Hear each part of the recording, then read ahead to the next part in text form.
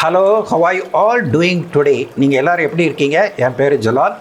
இப்போ common expressions useful for speaking fluent English அதை பார்ப்போம்.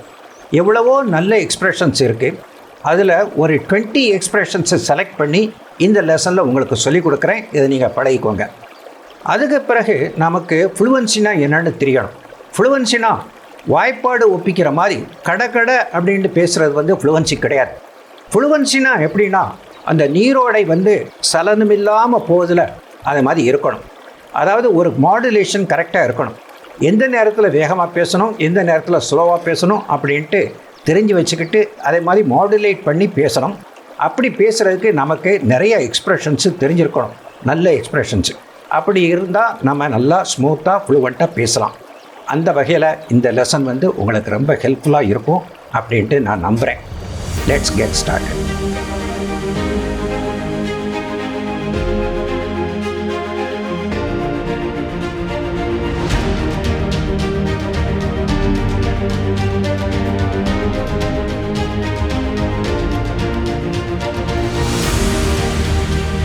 இப்போ பார்க்க வேண்டிய ஃபர்ஸ்ட் எக்ஸ்பிரஷன் என்னன்னா, out of sight out of mind. Out of சைட்னா அதாவது கண்ணுக்கு தெரியாமல் இருக்கிறது. அவுட் ஆஃப் மைண்ட்னா ஞாபகம் இல்லாமல் இருக்கிறது. அதாவது கண்ணுக்கு தெரியாமல் இருந்தால் அது ஞாபகம் இல்லாமல் இருக்கும், மறந்து போகும் அப்படிங்கிறது தான். அதாவது you soon forget people or things that are no longer visible or present. விசிபிள்னா என்ன, விஷன்னா என்ன, பார்வை அப்படின்னு அர்த்தம். விசிபிள்னா பார்ப்பது அப்படின்னு அர்த்தம். ப்ரெசன்ட்னா இருக்கிறது. நோ லாங்கர் விசிபிள் ஆர் ப்ரெசன்ட்னா எதுவும் பார்க்கறதுக்கும் இருக்கிறதுக்கும் இல்லாமல் இருந்துச்சுன்னா என்னன்னா, you will ten to forget people and things. அதாவது ஒரு பீப்புளையும் மனுஷங்களை பற்றியும் திங்ஸை பற்றியும் மறக்கக்கூடிய சான்ஸே இருக்குது அப்படிங்கிறதான் அர்த்தம். இப்போ 2 ஃப்ரெண்ட்ஸு ரொம்ப நாளுக்கு பிறகு பார்க்குறாங்க. அவங்க லாங் டைம் நோ சி அப்படின்னு சொல்லி 2 பேரும் உடனே பார்த்து சந்தோஷமாக பேச ஆரம்பிச்சிடுறாங்க. ஃப்ரெண்ட்ஸுக்குள்ளே இது நடக்கும். ஆனால் மற்ற இடங்களில் நடக்குமா அப்படின்னு சொல்ல முடியாது. ஃபார் எக்ஸாம்பிள், நீங்கள் கவர்மெண்ட் ஆஃபீஸ்க்கு போகிறீங்க, ஒரு அப்ளை பண்ணுறீங்க, ஒரு அப்ளிகேஷனோட போகிறீங்க, ஒரு ரிக்வஸ்ட்டோட போகிறீங்க. அப்போ அங்கே உள்ளவர் சொல்கிறார், அங்கே வச்சுட்டு போங்க நான் பார்க்குறேன் அப்படின்னு சொல்கிறார். அவர் நல்ல இன்டென்ஷனோட தான் சொல்கிறாரு. நீங்கள் வச்சுட்டு போகிறீங்க, ஆனால் பார்க்க மாட்டார். அது நடக்கிறது இல்லை கவர்மெண்ட் ஆஃபீஸில். நீங்கள் போய் ஃபாலோ பண்ணணும், போய் பார்க்கணும். போய் பார்க்கும்போது அவருக்கு நீங்கள் வர்றது தெரியும், அது பிறகு செய்வார். நீங்கள் அவர் பார்த்துக்குருவாருன்னு நினச்சி அவுட் ஆஃப் சைட்டாக இருந்தால் அவருக்கு அவுட் ஆஃப் மைண்ட் ஆயிரும். அதனால் out of sight out of mind ஆயிரும். அதை நீங்கள் தெரிஞ்சு வச்சுக்கிட்டு அதை ஃபாலோ பண்ணணும் அப்படிங்கிறது தான். The next expression is word of mouth. இதுக்கு எப்படி டிஃபைன் பண்ணலான்னா, generated from or reliant on oral publicity. அதாவது பேச்சு மூலமாக பரவுவது அப்படின்ட்டு அர்த்தம். ஒன்று நல்லா இருந்துச்சுன்னா, அடையப்பா இது ரொம்ப நல்லா இருக்குது அப்படின்னு சொல்லுவாங்க. அது அப்படியே பரவிடும். இப்போ ஃபார் எக்ஸாம்பிள், ஜெய் பீம் அப்படின்ட்டு ஒரு படம் வந்துச்சு. ஸோ அது ஓடிடி பிளாட்ஃபார்மில் அமேசான் ப்ரைமில் ரிலீஸ் பண்ணாங்க. அட்வர்டைஸ்மெண்ட்டில் பப்ளிசிட்டி இல்லை. ஆனால் நல்லா இருக்குது அப்படிங்கிற வேர்டு அப்படியே பரவிருச்சு. உலகம் முழுவதும் பரவி அது எல்லாராலையும் போற்றப்பட்டது, மெச்சப்பட்டது. அப்படியே பரவிருச்சு. அது உண்மையிலேயும் நல்லாவும் இருந்தது. ஏன்னா அது கொஞ்சம் கான்ட்ரவர்சி இருந்துச்சு. கான்ட்ரவர்சி இருந்தாலும் அந்த கான்ட்ரவர்சி பண்ணவங்களே இது நல்ல படம் தான் அப்படின்னு சொல்கிற மாதிரி இருந்தது. ஸோ அப்படி உள்ள படம். மோசமாக இருந்தாலும் அடையப்பா இது மோசமாக இருக்குது அப்படின்னு சொல்லிட்டு அதுவும் பரவும், word of mouth. So word of mouth அந்த மவுத்தில் பரவுறது ஒரு பப்ளிசிட்டியோ அட்வர்டைஸ்மெண்ட்டோ இல்லாமல் இருக்கிறது வேர்ட் ஆஃப் மவுத்துன்ட்டு. The next expression is yes you hate me right அப்படின்ட்டு. யூ ஹேட் மீ ரைட், ஆமாம் நீங்கள் கேட்டது கரெக்டு தான் அப்படின்னு சொல்கிறது. இப்போ நீங்கள் ஒன்று சொல்கிறீங்க, ஒருத்தர் கேட்குறாரு, கேட்டுட்டு அவருக்கு கொஞ்சம் நம்ப முடியாமல் இருக்குது. அப்படியா அப்படின்னு கேட்குறாரு. அதுக்கு நீங்கள் சொல்கிறீங்க yes you hate me right அப்படின்ற. நீங்கள் நான் சொன்னதை கரெக்டாக தான் கேட்டிருக்கீங்க அப்படின்ட்டு சொல்கிறாரு. இப்போ பிரியாணியும் இருக்குது, பரோட்டாவும் இருக்குது அப்படின்ட்டு சொல்கிறீங்க. அவர் அப்படியா அப்படின்ட்டு அவர் கேட்குறாரு. அதுக்கு நீங்கள் சொல்கிறீங்க yes you hate me right அப்படிங்கிறாரு. ஸோ இப்படி உள்ள எக்ஸ்ப்ரெஷனை நீங்கள் பழகிக்கோங்க. The next expression is you know it right அப்படின்னு கேட்குறது. அதாவது உனக்கு தெரியும் சரிதானே அப்படின்னு கேட்பாங்க. டு யூ நோ இட் அப்படின்னா உனக்கு தெரியுமா அப்படின்னு கேட்குறது. இது எப்படின்னா யூ நோ இட் ரைட், உனக்கு தெரியும் சரிதானே அப்படின்னு கேட்குறது. இந்த எக்ஸ்ப்ரெஷனும் பழகிக்கோங்க. இதெல்லாம் இந்த ஃப்ளூவெண்ட்டாக பேசும்போது இடையில வந்துச்சுன்னா ரொம்ப நல்லா இருக்கும் அப்படின்னு சொல்லிக்கிறேன். The next expression is I have no idea அப்படின்னு சொல்கிறது. ஐ ஹவ் நோ ஐடியானா அதை பற்றி எனக்கு ஒன்றும் ஐடியா இல்லை, எனக்கு அதை பற்றி ஒன்றும் தெரியாது அப்படின்னு சொல்கிற மாதிரி. இப்போ ஒருத்தர் வந்து உங்கள்கிட்ட டயத்தை கேட்குறாரு, வாட்ஸ் அ டைம் நவ் அப்படின்னு கேட்குறாரு. ஃபஸ்ட்டு உங்களுக்கு வந்து கடிகாரம் இல்லை, அதுக்கப்புறம் நீங்கள் மும்முரமாக வேலையில் மூழ்கி இருக்கிறீங்க. அந்த நேரத்தில் அவர் கேட்குறாரு வாட்ஸ் அ டைம் அப்படின்னு கேட்குறாரு. நீங்கள் பொலைட்டாக சொல்கிறீங்க ஐ ஹவ் நோ ஐடியா அப்படின்னு சொல்கிறீங்க, எனக்கு ஐடியாவே இல்லை அப்படின்னு சொல்கிறீங்க. The next expression is to heave a sigh of relief. இதுக்கு என்ன மீனிங்னா அப்பாடா அப்படின்ட்டு பெருமூச்சு விடுறது. எப்படின்னா ஒரு ப்ராப்ளம் தீர்ந்து போச்சு, ஒரு பிரச்சனை முடிஞ்சு போச்சு, ஒரு கஷ்டம் வந்து கடந்து போய் விட்டது.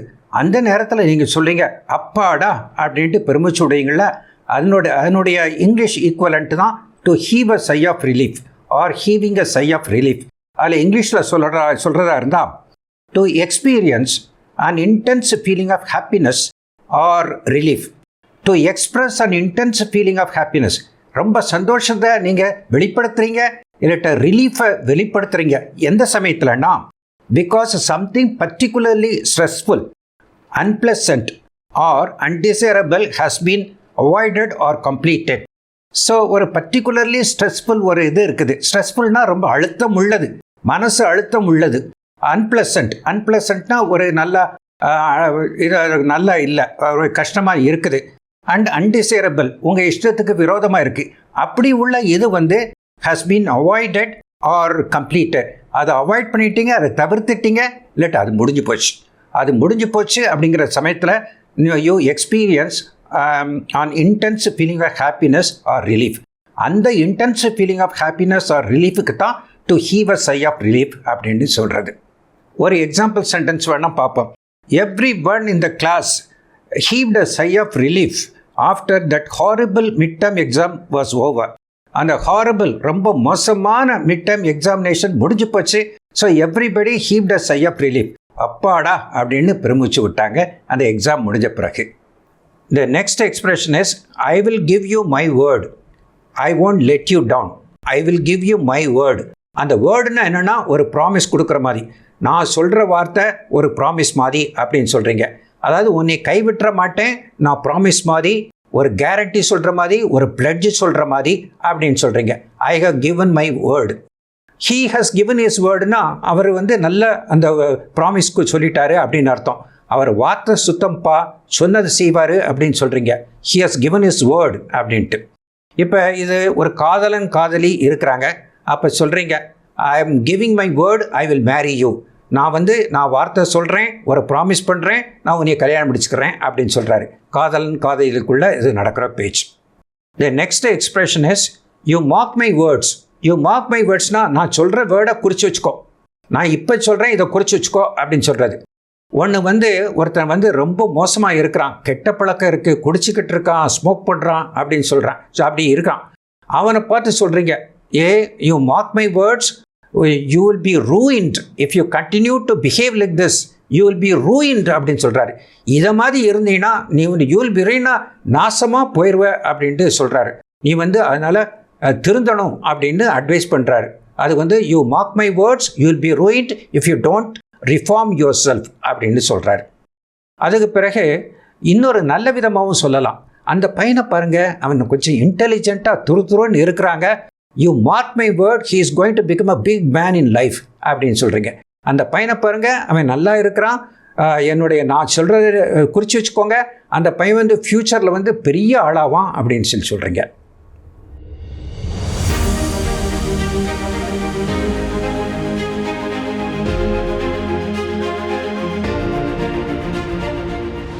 The next expression is stepping out of the comfort zone.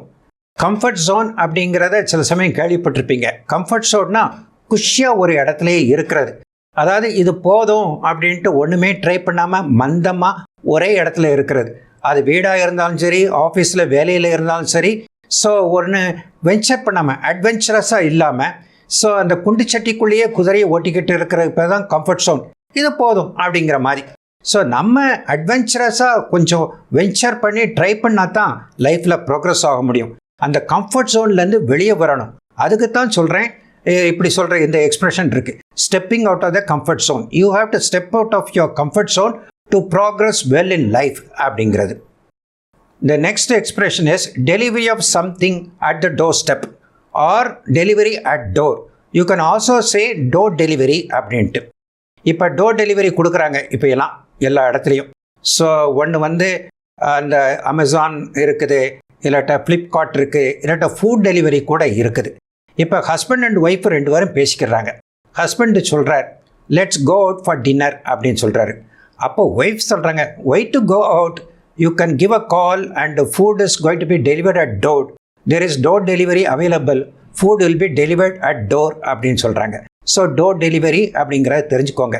So delivery of something at the doorstep அப்படிங்கிறத தெரிஞ்சுக்கோங்க. The next expression is next door. Next டோர்னா பக்கத்து வீடு அப்படின்னு அர்த்தம். So the person in the next door அப்படின்னா neighbour, பக்கத்து வீட்டுக்காரரு அப்படின்னு அர்த்தம். இப்போ வந்து சினிமாவை பொறுத்தவரையில் ஹீரோக்கள்லாம் இப்போ நல்ல ஆக்டிங் டேலண்ட்டு நல்லா உள்ளவங்க வர்றாங்க. அவங்க பெரிய மன்மதன் மாதிரிலாம் இல்லை. தே look like the boy next door. நம்ம வீட்டுக்கு பக்கத்து வீட்டுக்காரங்க இருக்கிறாங்களா அதை பற்றி சாதாரணமாக இருக்கிறாங்க.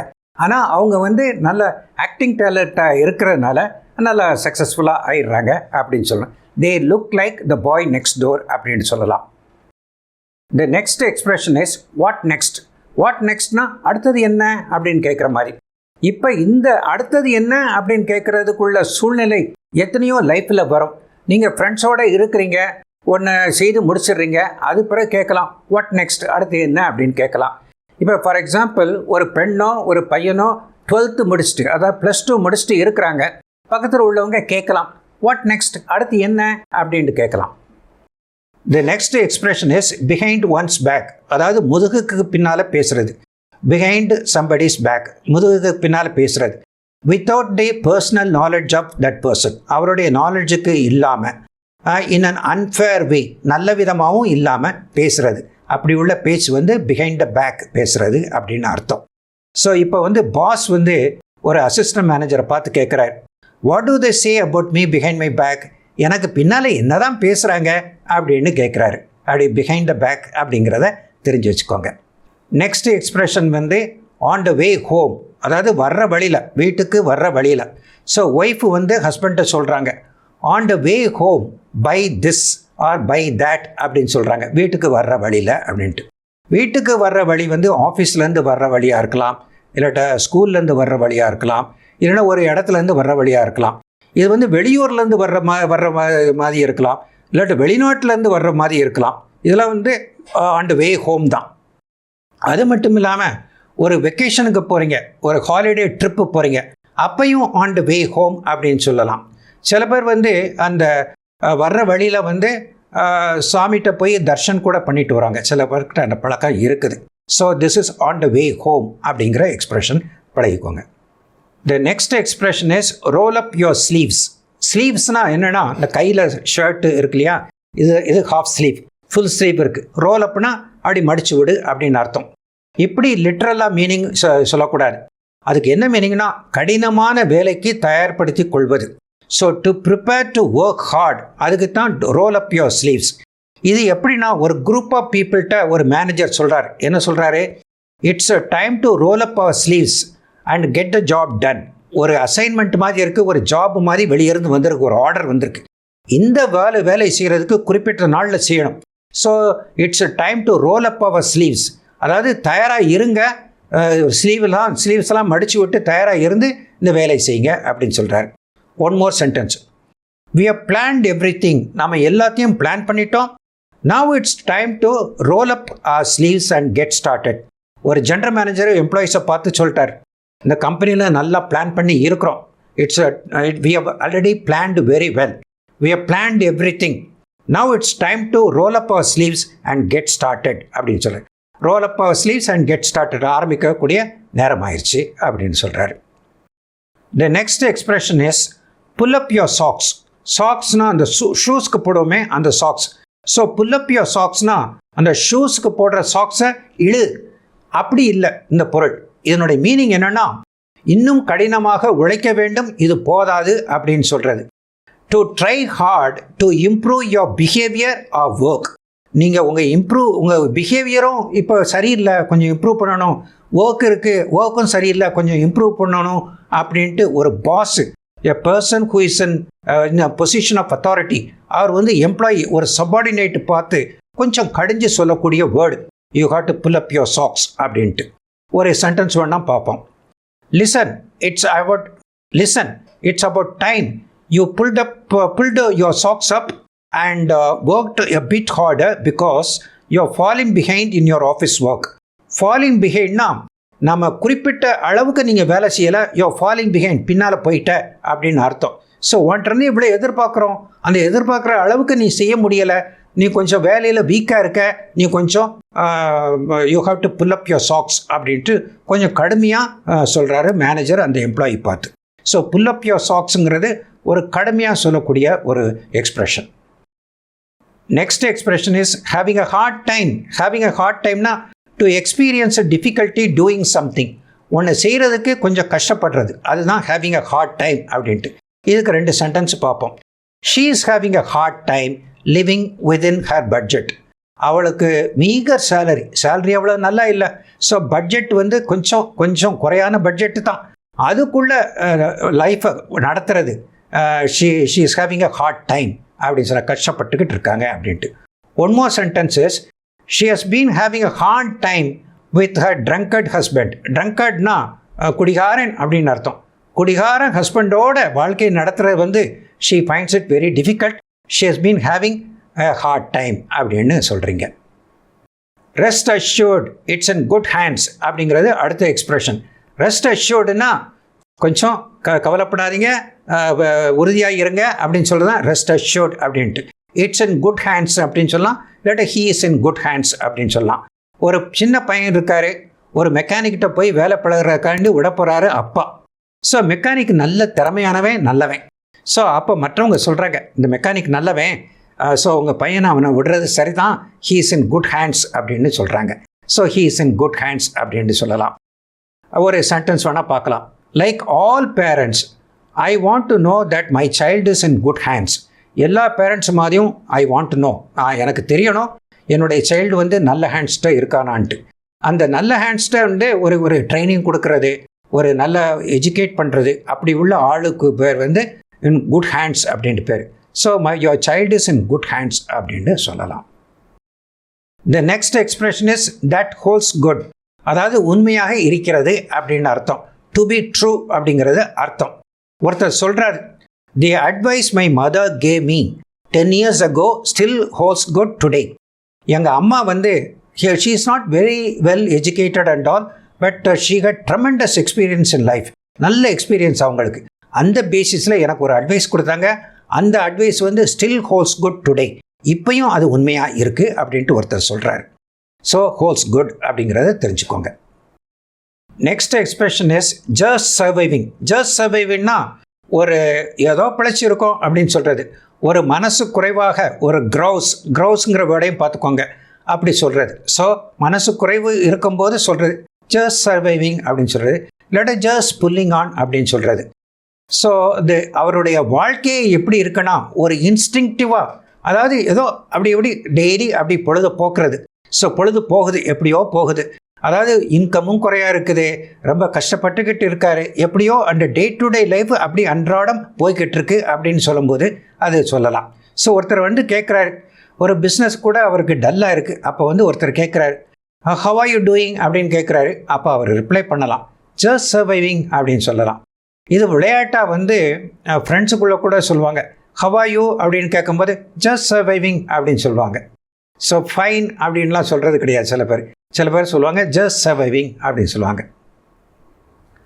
ஸோ இந்த வீடியோவை இதோட முடிச்சுக்கலாம். இந்த எக்ஸ்ப்ரெஷன்ஸ்லாம் நல்ல எக்ஸ்ப்ரெஷன்ஸு, இதெல்லாம் போட்டு நீங்கள் பேசுங்க, உங்கள் ஃப்ளூவன்சி நல்லா இருக்கும் அப்படின்னு சொல்லிக்கிறேன். I hope you like this lesson. If you had liked this lesson and if you had liked the way I taught you, please click the like button and share this video among your friends. And to watch similar videos, please click the subscribe button to subscribe to my channel. Thank you very much and bye-bye.